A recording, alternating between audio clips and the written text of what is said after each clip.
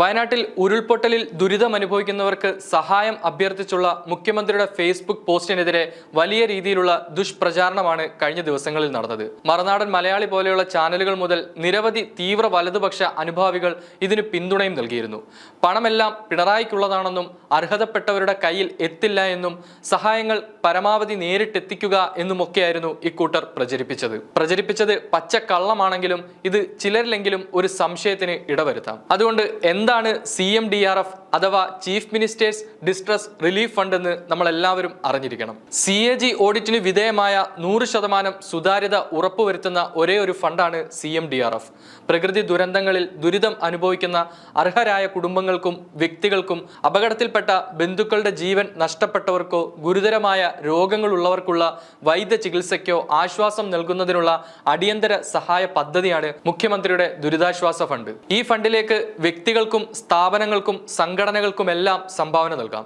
പണമായും ചെക്കായും electronic പേയ്മെന്റായും ഒക്കെ പണം നൽകാം. ഈ സംഭാവന തുക മുഴുവൻ നികുതി ഇളവിന് അർഹമാണ്.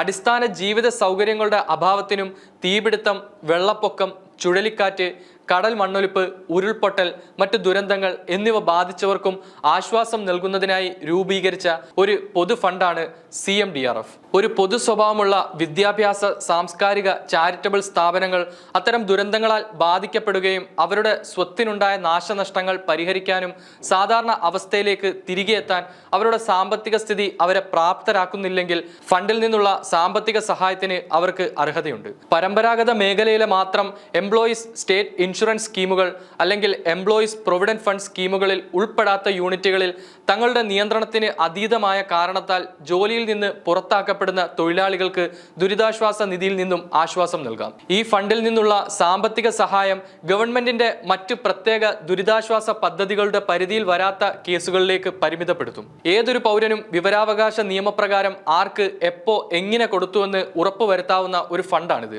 ധനകാര്യ പ്രിൻസിപ്പൽ സെക്രട്ടറിയുടെ പേരിലുള്ള അക്കൗണ്ടിലേക്ക് പൂർണ്ണമായും ബാങ്ക് വഴി വരുന്ന ഓരോ നാണയത്തുട്ടിനും കണക്കുള്ള ഇത് കൈകാര്യം ചെയ്യുന്നത് റവന്യൂ വകുപ്പാണ്, അല്ലാതെ മുഖ്യമന്ത്രിയല്ല.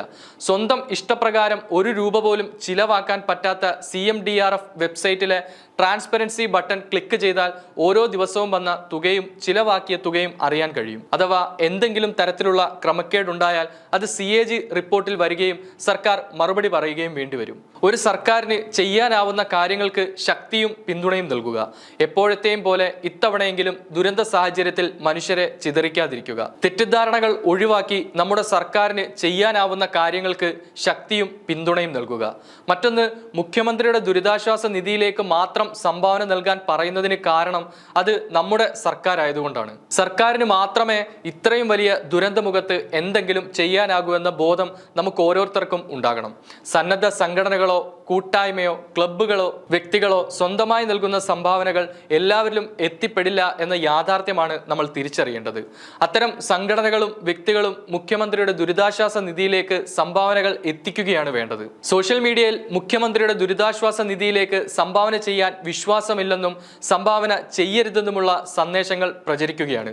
അത്തരം ഒറ്റപ്പെട്ട പ്രചാരണങ്ങളെ മുഖവിലയ്ക്ക് എടുക്കാതിരിക്കുക. സർക്കാരിനേക്കാൾ വിശ്വാസ്യതയുള്ള ഒരു സംവിധാനവും ഇന്നിവിടില്ല, അതേത് രാഷ്ട്രീയ പാർട്ടിയുടെ ആണെങ്കിലും. സർക്കാർ നമ്മുടേതായിരിക്കുന്നത് വരെ ഇത്തരത്തിലുള്ള ദുഷ്പ്രചാരണങ്ങളെല്ലാം തന്നെ അസ്ഥാനത്താണ്. പക്ഷപാതിത്വമോ വ്യക്തി കേന്ദ്രീകൃതമോ ആകാതെ അർഹതപ്പെട്ടവർക്കെല്ലാം സഹായം എത്തണമെങ്കിൽ സർക്കാരിന്റെ സംവിധാനത്തിനു മാത്രമേ സാധിക്കൂ. അതിൽ പിഴവുകളോ പരാതികളോ ഉണ്ടെങ്കിൽ അതെല്ലാം പരിഹരിക്കാൻ ഇടപെടലുകൾ നടത്താവുന്നതുമാണ്. അല്ലാതെ വയനാട് ദുരന്തത്തിന്റെ പേരിൽ മറ്റൊരു സംഘടനകളോ വ്യക്തികളോ ക്ലബ്ബുകളോ സാമ്പത്തികമായി സംഭാവനകൾ സ്വീകരിക്കാതിരിക്കുകയാണ് വേണ്ടത്. മുഖ്യമന്ത്രിയുടെ ദുരിതാശ്വാസ നിധിയേക്കാൾ വിശ്വസിക്കാൻ കഴിയുന്ന മറ്റൊരു നിധിയില്ലെന്ന് മനസ്സിലാക്കുകയാണ് നമ്മൾ ചെയ്യേണ്ടത്.